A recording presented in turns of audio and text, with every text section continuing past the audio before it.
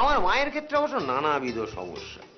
আমার মায়ের সমস্যা হচ্ছে যে আমার মায়ের জীবনে যদি কোনো সমস্যা না থাকে তাহলে মা সমস্যায় পড়ে। হ্যাঁ, মানে ভীষণ, মানে কয়েকদিন ধরে মা যেটা করে যাচ্ছিল, প্রত্যেক দিন আমাকে বলে যাচ্ছিল যে আর বলিস না মা, তুমি আজকে কখন স্নান করলে? সে তো তার 3টে হলো। কেন মা 3টে কেন শীতকালে স্নান? আর বলিস না, তোর কি কোনো চ্যাদ ব্যাদ আছে? কেন আমি কি করলাম? রাতের বেলায় ঘুমোস, লেপটা তো ভাঁজ করে দিয়ে যাস না।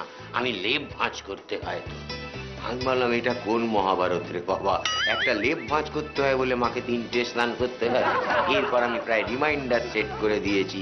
দেওয়ার পর যেটা হয়েছে, ঘুম থেকে উঠে আমি সবার আগে যতই কাঁপি না কেন নিয়ম করে লেপটা ভাঁজ করে দিই।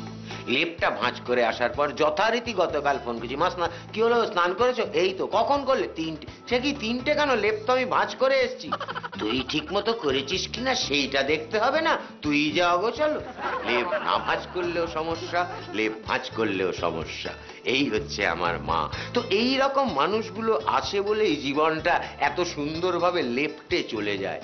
হ্যাঁ, শীতকালে যেমন জয়নগরের মোয়া চাই, গরমকালে যেমন আমখানা চাই, এরকম যেমন সেই শরৎকালে নতুন জামা চাই, সব সিজনেই বোধহয় যেটা চাই সেটা মা।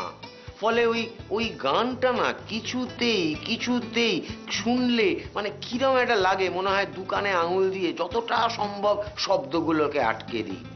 ও তোতা পাখি রে, শিকল ভেঙে উড়িয়ে দেবো, মাকে যদি এনে দাও, আমার মাকে যদি এনে দাও।